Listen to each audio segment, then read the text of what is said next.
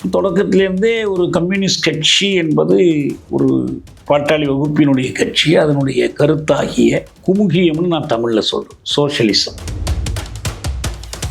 தமிழ்நாட்டில் ஒரு கம்யூனிஸ்ட் கட்சி வளரணும் என்று சொன்னால் தமிழ்நாட்டினுடைய 2 அடிப்படை சிக்கல்களுக்கு அது ஒரு தீர்வை முன்வைக்கணும். பெரியார் பொறுத்த வரைக்கும் அவர் 38லேயே தமிழ்நாடு தமிழருக்கு முழக்கத்தை எழுப்பினார். அவர் இந்திய தேசியத்துக்காக பண்ணாலும் அவருக்கு என்ன பேரு? கப்பலோட்டிய தமிழர் தான். தமிழன் தான் கூப்பிடுறோம். அப்ப என்ன அர்த்தம்? இந்திய விடுதலை போராட்ட காலத்திலேயே நாம் தமிழர்கள் என்ற உணர்வு, நாம் தமிழர்களாக ஒன்று திரள வேண்டும் என்ற எண்ணம் இங்கே விதைக்கப்படும். இந்தியாவில் தமிழ்நாடு அடிமைப்பட்டிருக்கிறது. இந்திய வல்லரசியத்திற்கு தமிழ் தேசியம் அடிமைப்பட்டிருக்கு. இதற்கு விடுதலை வேண்டும் என்ற கருத்தை, அல்லது தன் தீர் உரிமை, சுயன்மை உரிமை வேண்டும் என்ற கருத்தை, அல்லது இறைமை, தமிழ்நாட்டின் இறைமை என்ற கருத்தை ஆதரிக்கிறாங்களா? இல்லை. கம்யூனிஸ்ட் கட்சி என்று பெயர் சொல்வது எல்லாமே கம்யூனிஸ்ட் கட்சி ஆகிவிடாது. ஒரு சிகப்பு கொடியும் ஒரு அறிவாள் சுத்தியல் சின்னமுமே அது கம்யூனிஸ்ட் கட்சியாக இனம் காட்டி விடாது. கம்யூனிஸ்ட் கட்சியில் இருப்பவர்கள் மட்டுமே கம்யூனிஸ்டுகளும் அல்ல, கம்யூனிஸ்டுகள் எல்லோரும் கம்யூனிஸ்ட் கட்சியிலும் இல்லை.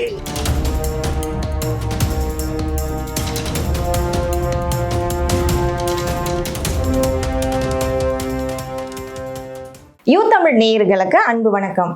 இன்னைக்கு நம்மளோட சிறப்பு நேர்காணலுக்கு வந்திருக்காங்க தமிழ் தேசிய விடுதலை இயக்கத்தின் பொதுச் செயலாளர் திரு தோழர் தியாகு ஐயா. அவங்க கிட்ட பேசலாம் வாங்க.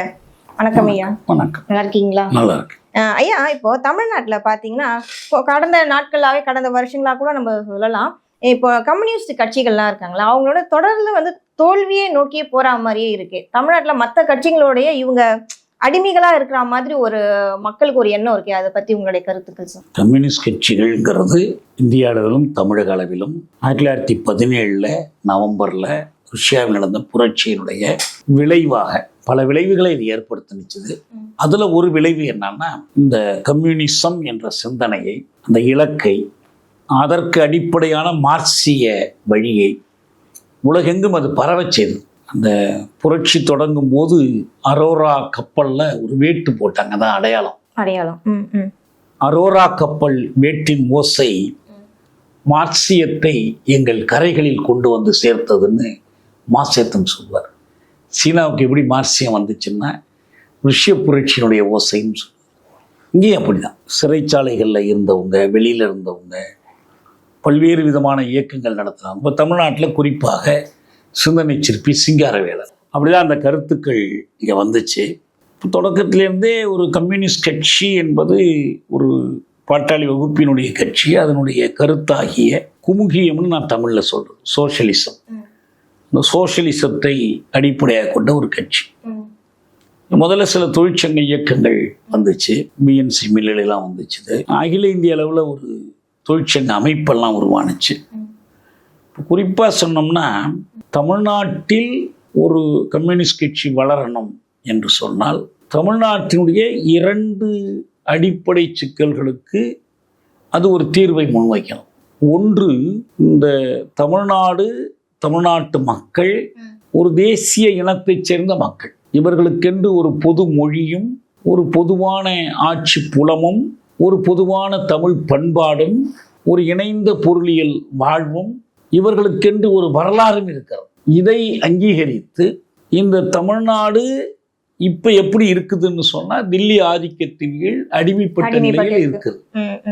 பிரிட்டனை எதிர்த்து போராடுகிற காலத்திலேயே, பிரிட்டிஷ் வல்லரசை எதிர்த்து போராடுகிற காலத்திலேயே இந்த உணர்வோடு அந்த போராட்டக்காரர்கள் சில முழக்கங்களை எழுப்பினார். பெரியார் பொறுத்த வரைக்கும் அவர் 38லேயே தமிழ்நாடு தமிழருக்கு முழக்கத்தை எழுப்பினார்.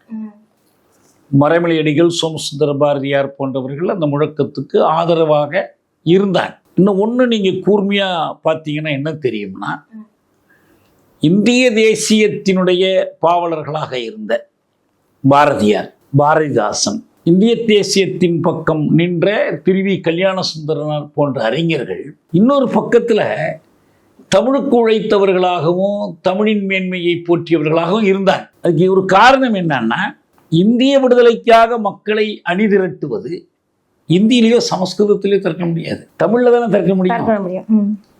பாரதியார் இந்திய விடுதலையை மனதில் கொண்டு பாஞ்சாலி சபதம் எழுதினார். பாஞ்சாலியினுடைய கதையே வந்து இந்திய விடுதலைக்கான ஒரு கதையாக உள்ளர்த்தமாக வச்சு ஒரு காப்பியம் படைக்கிறார். பாஞ்சாலி சபதத்தை தமிழில் சொன்னதான் நம்ம மக்களுக்கு போகும். நீங்கள் வேற ஒரு மொழியில் சொல்ல முடியலை. அப்போ இயல்பாகவே என்ன வருதுன்னா, இந்திய தேசியத்தினுடைய உள்ளடக்கம் ஜனநாயக உள்ளடக்கம். அந்த ஜனநாயக உள்ளடக்கத்தை முன்னெடுப்பதாக இருந்தால் அதற்கு இந்த மொழியும் இந்த மொழி சார்ந்த பண்பும் தேவைப்படுது. செந்தமிழ் நாடு எனும் போதினிலே இன்ப தேன் வந்து பாயுது காதினிலேன்னு ஏன் பாட வேண்டிய கட்டாயம் வருதுன்னா, பாரத மணித்திருநாடு அது ஒரு பக்கம், இந்த பக்கம் செந்தமிழ்நாடு. செந்தமிழ்நாட்டை சொல்லி தான் பாரத மணித்திருநாட்டுக்கு நல்லதோ கெட்டதோ நீங்க திரட்ட முடியும். வ.உ. சிதம்பரனார் இருந்தார். இந்திய தேசியத்திற்காக அவர் வந்து கப்பல் ஓட்டினார். பிரிட்டனுக்கு போட்டியா கப்பல் ஓட்டுகிற அளவுக்கு துணிந்து செயல்பட்ட ஒரு வீரராக இருந்தார். அவரை நம்ம என்ன சொல்லி அழைக்கிறோம்? கப்பலோட்டிய தமிழன் சொல்லுவோம். இதான் முக்கியம். என்ன சொல்லல, நாம கப்பலோட்டிய இந்தியன்னு சொல்லல, தமிழன். அவர் இந்திய தேசியத்துக்காக பண்ணாலும் அவருக்கு என்ன பேரு? கப்பலோட்டிய தமிழன் தான். தமிழன் தான் கூப்பிடுறோம். அப்ப என்ன அர்த்தம்? இந்திய விடுதலை போராட்ட காலத்திலேயே நாம் தமிழர்கள் என்ற உணர்வு, நாம் தமிழர்களாக ஒன்று திரள வேண்டும் என்ற எண்ணம் இங்கே விதைக்கப்படும். இப்ப இதை வந்து ஒரு கம்யூனிஸ்ட் கட்சி, பொதுமை கட்சி என்ன பண்ணணும்னா அதனுடைய கொள்கை திட்டங்கள் அதை வெளிப்படுத்தணும். நீங்க ஒரு கட்டம் வரைக்கும் என்ன பண்ணாங்கன்னா, கட்சி தடை செய்யப்பட்டு மீண்டு வருகிற காலத்துல எல்லாம் தமிழ்நாட்டுக்கு சுயநிர்ணய உரிமை வேண்டும்னாவது சொல்லிக்கிட்டு இருந்தாங்க. அதுக்கு பிறகு கொஞ்சம் கொஞ்சமா அது இந்தியாவில் கலந்து போச்சு. மார்க்சிஸ்ட் கட்சி தொடங்கப்படுகிற காலத்தில் 64 இந்த சுயநிர்ணய உரிமை, தமிழ்நாட்டுக்கான தன்தீர் உரிமையை வலியுறுத்தணும் என்ற கோஷம் எழுந்துச்சு. ஆனால் கட்சியில் ஒரு 8 வருஷம் கழிச்சு ஒரு புலினம் நடத்தி அதெல்லாம் தேவையில்லைன்னு ஓட்டெடுப்பு நடத்தி முடிவு பண்ணிட்டாங்க. இப்போ நான் ஒரே ஒரு கேள்விதான், இந்திய கம்யூனிஸ்ட் கட்சியோ மார்க்சிஸ்ட் கம்யூனிஸ்ட் கட்சியோ அல்லது வேறு சில குழுக்கள் அதே போல இருக்கிற குழுக்களோ, இந்தியாவில் தமிழ்நாடு அடிமைப்பட்டிருக்கிறது, இந்திய வல்லரசியத்திற்கு தமிழ் தேசிய அடிமைப்பட்டிருக்கு, இதற்கு விடுதலை வேண்டும் என்ற கருத்தை அல்லது தன்தீர் உரிமை சுயநிர்ணய உரிமை வேண்டும் என்ற கருத்தை அல்லது இறைமை, தமிழ்நாட்டினுடைய இறைமை என்ற கருத்தை ஆதரிக்கிறாங்களா? இல்ல. ஒண்ணு முடிஞ்சுக்கலாம். ரெண்டாவது விஷயம், தமிழ்நாட்டினுடைய இரண்டாவது அடிப்படை சிக்கல் சாதி சிக்கல். சாதி ஒழிப்பிற்கான வழியை இங்க முன்வைக்கணும். அது தமிழ் தேசியத்தோடு இணைந்த ஒரு வழி. அது ஒரு சாதி அமைப்பு இருக்கிறது என்பதையோ, அது இந்த சமூகத்தினுடைய அடித்தளத்திலும் மேற்கட்டுமானத்திலும் பரவி நிற்கிறது என்பதையோ, இந்த சாதி அமைப்பை நியாயப்படுத்துகிற கருத்தியலாக பார்ப்பனியம் இருக்கிறது என்பதையோ தெளிவாகவும் வெளிப்படையாகவும் கம்யூனிஸ்ட் கட்சிகள் முன்வைப்பதில்லை. காங்கிரஸ் எதிர்ப்பை அடிப்படையாக கொண்டு ஏதோ ஒரு வடிவத்தில் தமிழ் தேசியத்தை, சாதி ஒழிப்பை வலியுறுத்தி திமுக வளர்ந்து கொண்டிருந்த காலத்தில் இந்த கட்சி காங்கிரஸை எதிர்ப்பதை காட்டிலும் திமுகவை எதிர்ப்பதில் கவனம் செலுத்தும். அதனால இயல்பாகவே என்னாச்சு, நியாயமான மக்களுடைய போராட்ட உணர்வுகள் திமுகவை வலுப்படுத்தினுச்சு, இவங்க வலுக்கும். இதுதான் உண்மையான காரணம். இன்னைக்கு வரைக்கும் அந்த குறைகள் நீடிக்குது. குறைகளை களைய வேண்டும் என்ற ஒரு முயற்சி இருக்குது, ஆனா இன்னைக்கு நீடிக்குது. இந்த அதிகாரபூர்வமான நாடாளுமன்ற சட்டமன்ற கட்சிகளை பொறுத்த வரைக்கும். இதற்கு வெளியில இப்போ நாங்கள்லாம் வந்து 68 தொடங்கி தனியாக இயக்கம் நடத்த ஆரம்பித்தோம். மாலே இயக்கம், நக்சலைட் இயக்கம், பல பேரில் மாவோயிஸ்ட் இயக்கம். இதில் ஒரு பகுதியினர் அதிலிருந்து விலகி வந்து இந்த வீழ்ச்சிக்கான, சரிவுக்கான காரணத்தை புரிந்து கொண்டு அதை சரி செய்கிற முயற்சியில் ஈடுபட்டிருக்கிறோம்.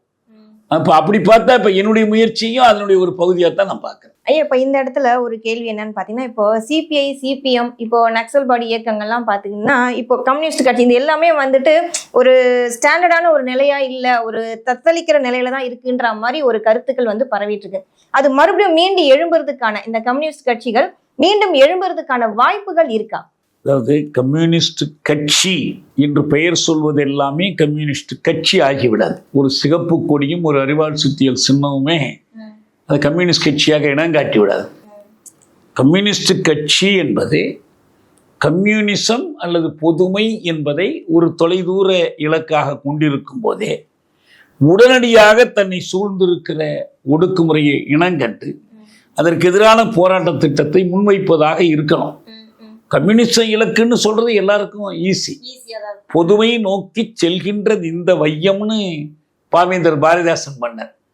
இந்த உலகம் எங்கே போய்கிட்டு இருக்கு, பயணம் பண்ணிக்கிட்டு இருக்குன்னா பொதுமை நோக்கி செல்கின்றது இந்த வையம் அப்படின்னு சொன்னார். அது மாதிரி அது எல்லாரும் சொல்லிடலாம். அதை சொல்கிறதுனாலெல்லாம் அவர் மக்கள்கிட்ட செல்வாக்கு பெற முடியாது, கட்சி வளர்ந்துட முடியாது. எதில் செல்வாக்கு பெற முடியும்? மக்கள் சந்திக்கக்கூடிய அடிப்படை சிக்கல், நான் முதலே சொன்ன மாதிரி தேசிய அடிமைத்தனமும் சமூக ஒடுக்குமுறையும் என்ற இந்த சிக்கல்களை சரியாக இனங்கண்டு அதற்கான தீர்வுகளை முன்வைத்து அதற்காக மக்களை திரட்டுவதை பொறுத்தது தான் வளர்ச்சி. அது இந்த கட்சிங்கிற பேரில் இருக்கலாம், இந்த கட்சி பேர் இல்லாமலும் இருக்கலாம். வியட்நாமில் விடுதலைக்காக போராடிய கட்சிக்கு தொழிலாளர் கட்சின்னு தான் பேரு, தொழிலாளர்களுக்காக கட்சி பேரு. ஆனா அது கம்யூனிஸ்ட் கட்சி தான். அது ஹோசிமின் தலைமையேற்ற கட்சி. கியூபாவில் அவ்வளவு பெரிய புரட்சியை நடத்திய ஃபிடல் காஸ்ட்ரோ, சே குவேரா அவங்க ஒரு இயக்கமாக இருந்தாங்க. அதே காலத்தில் இன்னொரு கட்சி அங்கே கம்யூனிஸ்ட் கட்சி இருந்துச்சு, அது இவங்களை பழிச்சுக்கிட்டு இருந்துச்சு. ஆனால் இவங்க தான் சாதிச்சாங்க. அதனால் அந்த பேர் வச்சுக்கிறத பற்றி நம்ம பிரச்சனை இல்லை. அதனால் பொதுவாக இந்த நோக்கத்திற்கு ஒரு எதிர்காலம் இருக்குதா அப்படின்னு கேட்டீங்கன்னா நிச்சயமாக இருக்கு. இது முக்கியமா இந்த கம்யூனிஸ்ட் கட்சினாலே பாத்தீங்கன்னா தொழிலாளர்களுடைய முன்னேற்றத்துக்காக தானே சார் முக்கியமா இதை ஆரம்பிச்சதே அதனுடைய நோக்கமே தானே. ஆமா. ஆனா அதுக்கான நோக்கத்தை நோக்கி அதனுடைய பயணத்தை இது தொடர்ந்துட்டு இருக்காங்களா? தொடர்றாங்க, முழுமையா இல்லை. அதுல நிறைய குறைகள் இருக்குது, விமர்சனம். இப்போ சாம்சங்ல ஒரு போராட்டம் நடந்துச்சு. போராட்டத்தை நடத்தின முறை பற்றி நான் ஒரு விரிவாக எழுதியிருக்கிறேன்.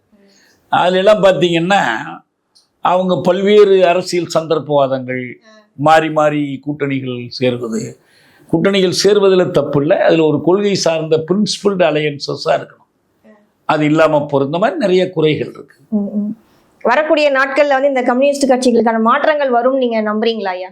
கம்யூனிஸ்ட் கட்சியில் இருப்பவர்கள் மட்டுமே கம்யூனிஸ்டுகளும் அல்ல, கம்யூனிஸ்டுகள் எல்லோரும் கம்யூனிஸ்ட் கட்சியிலும் இல்லை.